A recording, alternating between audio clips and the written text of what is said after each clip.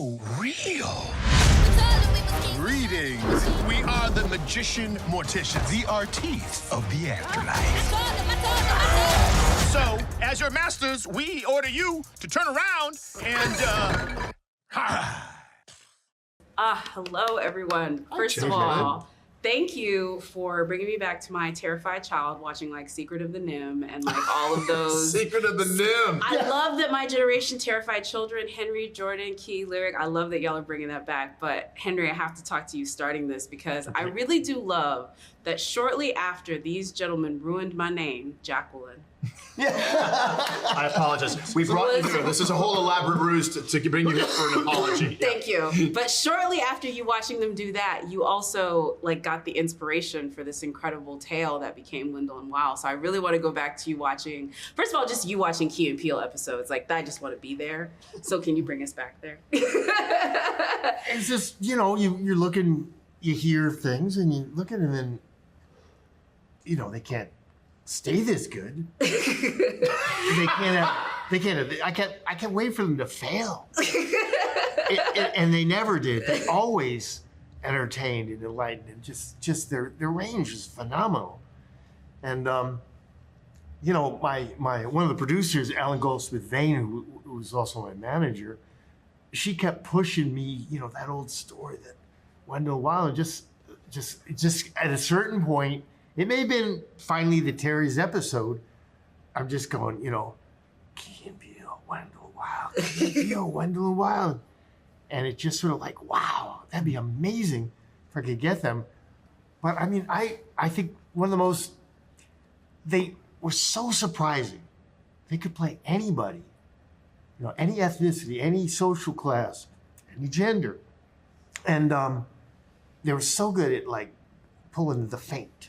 You know, like you think you're going here, yeah, I know how this is going to go. No, and they always had, you know, incredible surprise. So, you know, I think they're, I don't know, the best comedy duo ever, the best sketch artists ever. Maybe they're both. That's too much. That's too way too get out of it. No, I'm gonna have to leave. No, I don't have to take long. I'm gonna take a lot of that. Put the brakes. Just feather it down a little bit.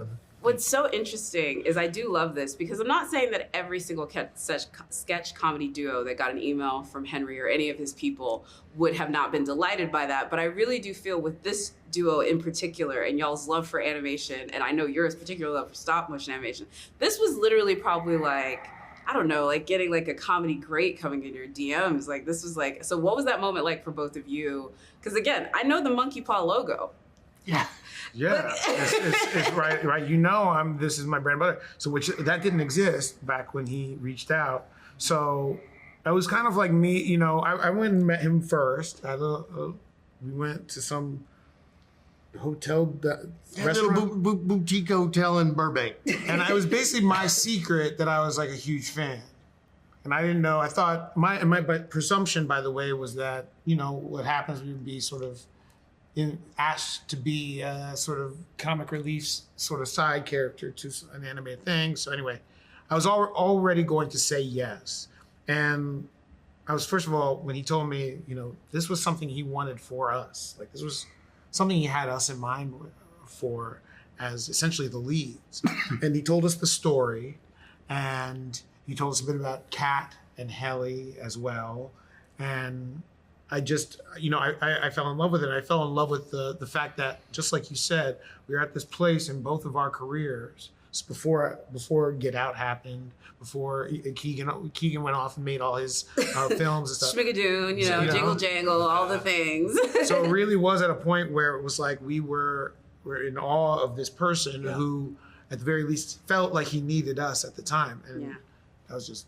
That's a good characterization of that synergy, because it was the same thing for me. I think when I first saw it, it was one of those things where this has happened a couple times in my career where I go, Henry Selick, it can't be that Henry Selick.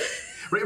But, you know, your brain goes into denial. It's like, well, it can't be any other. Well, what other Henry Selick would it be? Like your brain is going, this is too good. This is too much. And I knew that they shared a sensibility. Like I like the macabre and I like things that are unexpected, and I'm an enormous Selick fan. I was like, this seems like this could fit us like a glove. Yeah. Because whatever our synergy together was going to work with his. And Yeah. it was one of those no-brainer situations. Yeah. I really do love this too, because as happy as I was for that, you guys have already shown like with just your comedic timing and your comedic sensibilities. And so I really love the idea of you guys getting to play in this world, because it is dark and it really does go to these really incredible places. Yeah. And it does so from the very first scene. And Lyric, I have to say, like, I don't know how the script came to you or how you first read that, but when you read it, was this the what you see now in this character? Was it there from the beginning? Because I do have to say, like, that first 5 minutes, I'm already like, oh, I know what this is. Let's get in and like let's get scared a little bit. I really did love that. Was that the initial thing for you, or how did you come into it? Yeah, not at all. I love it. She's like, no, not at all. I actually, when I first got the script, I had no idea how it was really going to turn out, or how I was going to play it out. I was just like, okay, just follow directions and see what happens. But yeah, the part I got when I auditioned for it, I think she was going into the Catholic girls' school for the first time, and it was a little scene. It really didn't have much that was talking about her story, you know. So I'm like, okay. So I don't really know what I did, but well, I'm listening to you and I can already hear it, It's because like you there's shut like your eyes. it's It's like like- you can hear it in your voice. Like, I'm literally, what's crazy about this movie, for folks who haven't seen it yet, is it's an adventure. It's an odyssey. man, it Your is an character odyssey. Yeah. has more similar to like Tuso in Underground Railroad and Odysseus, and like this real journey that she goes on, which I love. And for Henry, with you, I know that the journey that you sort of put this character on, and this journey, it's nothing new for you. We've seen you do a young girl's tale as she goes through these perilous adventures. But with this one, I do feel like you in particular said that there was a shift in how you wanted to tell this story, particularly knowing the characters that you were going to involve and just how much of the production shifted when Key and Peele came on board. So can you talk about that and just how you really sort of developed the story of adventure and how it shifted as the characters came in? Key and Peele were the only ones I was ever going to go out to. It took a while to find Lyric, and there was a lot of just inauthentic young actors, talented in their ways. But she was the first person, after listening to dozens and dozens, maybe 100, that had this authenticity that I just felt this is going to work. And I think you had just started on This Is Us. Yeah. Landing Lyric, really, she contributed so much to like me figuring out who that protagonist is and how she thinks. You know, I think we did kind of a mind meld, and she, you know, right away kind of helped guide me as to who that character was. That script back then, you know, 4 years ago, 3 years ago, it's real different. It evolved. It changed a lot. You know, what's the tone? I think these demons were more demonic. The mean girls were more cliche mean girls, but it was more interesting to like turn cliches on their heads. Yeah. And so I'd say it was just the main journey is that you have to love every character in your film and support them and find out, well, what's the best version? And then of course, you know, with what these two guys bring in their improv skills, got to be wide open. Yeah. And welcome it. I remember, I think I had like one mild you know, we had a rough moment, and then I backed down and said, well, it is funny, you're right. And it's why I came to you. So why would I reject it? That's only once. I will say, I do love that you brought that out because improv people, I've met this, and maybe it's just I've been around too many comedians. There's an immediacy to improv, and y'all are some impatient people because of it. Like, there's an immediacy. Joke, laugh. There's just so much of that. And animation is not that medium. It is very much like, we're going to plant a seed for a joke that you're going to hear in 6 years.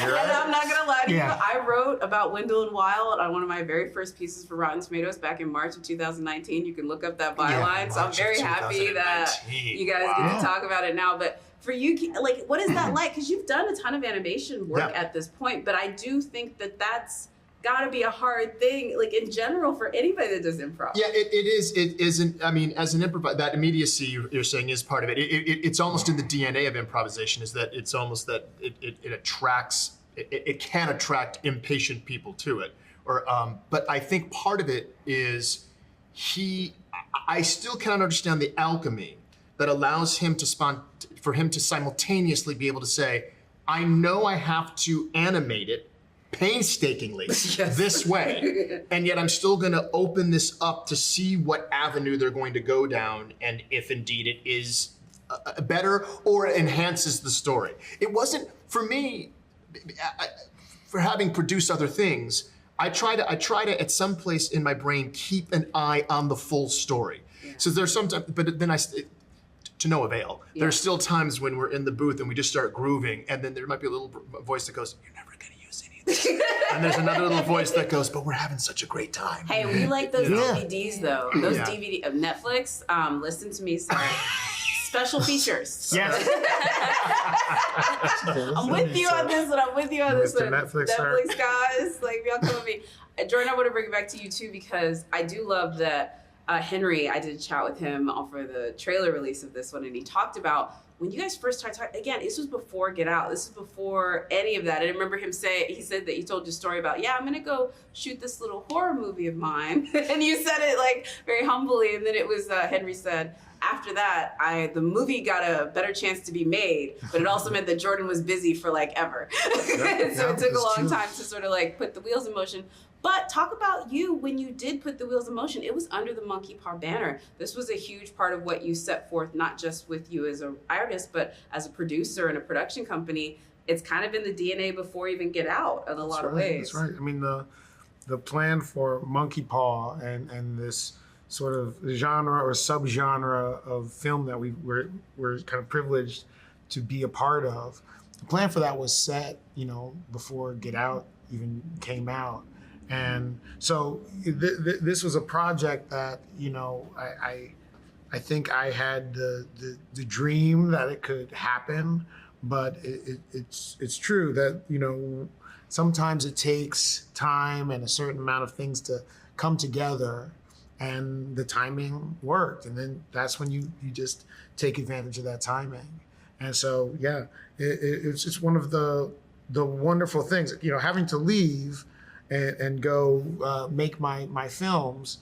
I'll only be gone a few weeks. It's I know, it's so great.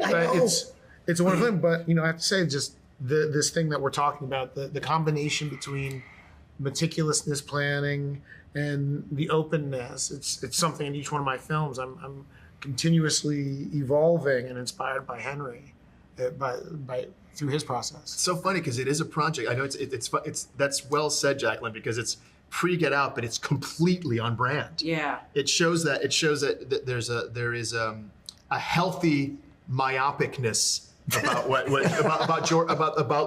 you're making. It's so on brand. Well, this is all. And we got to get out of here because Lyric is a busy woman and she's got to get back on the set of Ironheart. But before she does get back on that set, can you give me anything? Dang, Marvel is good. Nothing? No, right. they're pretty Get her back to the set. Get her back to the set. Watertight. I appreciate it, but we're going to be looking out. We're going to be looking out, right?